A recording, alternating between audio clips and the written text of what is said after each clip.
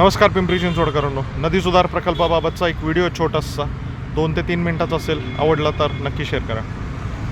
2018पासून नदी सुधारचा प्रकल्प सुरू झाला. त्याच्यामध्ये तेव्हापासून म्हणजे गेली 6 वर्ष काही NGOs सामील होत्या. त्यांनी ही माहिती या नदी प्रकल्पाची बाहेर कुठेही येऊ दिली नाही.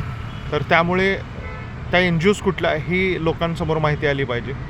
दुसरी गोष्ट म्हणजे पिंपरी चिंचवड महानगरपालिका ही स्वतः प्रदूषित पाणी नदीत सोडते, ठीक आहे. आणि त्याचबरोबर खाली देखील म्हणलेलं की अतिक्रमणं ही नदीपात्रात खूप आहेत. हे जरी झालं तरी हाच आमच्यासाठी नदी सुधार प्रकल्प, आणि हा जर नदी सुधार प्रकल्प असेल तर तुम्ही तो कधी करताय सांगा. नदीकाठची झाडं तोडून, नदीकाठ उकरून, पर्यावरणाचं न भरून निघणारं असं नुकसान करणारा हा नदी जो बिघाड प्रकल्प आहे हा पहिल्यांदा थांबवला पाहिजे. एक गोष्ट आणखीन बघितली तर हा जो प्रकल्प आहे हा नद्यांच्यासाठी म्हणून सांगितला जातो आहे, पण वास्तविक पाहता हा नद्यांसाठी नाही तर हा बिल्डरसाठी आहे. ह्याचं एकमेव कारण असं आहे की नद्यांच्या उत्पत्तीपासून होऊन लाखो वर्ष झाली ती नदी स्वच्छच होती, पण गेल्या 40 वर्षामध्ये महानगरपालिका आल्या आणि त्यांनी आता हा सगळा नदीकाठ हा बिल्डरांसाठी मोकळा करायचा ठरवला आहे. परत सांगतो, हा बिल्डरांसाठी मोकळा करायचा ठरवला आहे, ठीक आहे. त्यामुळं नदीची काय अवस्था होईल हे बघा.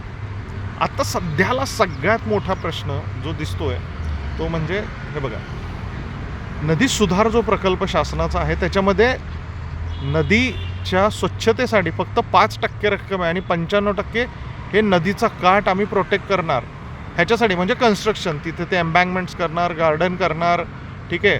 आणि ती छोटी मोठी गवतं वगैरे सगळं लावून, पण रायपिरियन झोन सगळा नष्ट होणार.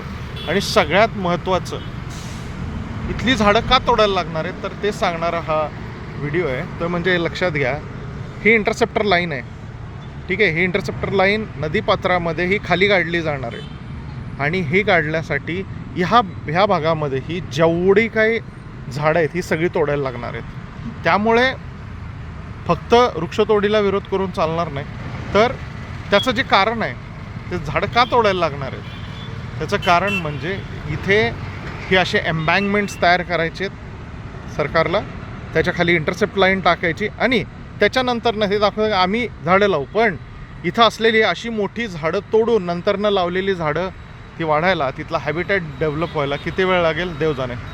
त्यामुळं आपण आपलं काम करूया. भक्तिशक्ती हा मार्ग एवढ्यासाठी निवडला की संत तुकाराम महाराजांची भक्ती आणि शिवाजी महाराजांची शक्ती हे प्रेरणा देणारं स्थान आहे. आपण आपले अनेक इव्हेंट्स इथून केले, पण याच्यानंतरचा एक व्हिडिओ बनवतो आहे की नेमकं नदी सुधार म्हणजे नागरिकांना काय अपेक्षित आहे. तो देखील आवडला तर नक्की शेअर करा. जय हिंद.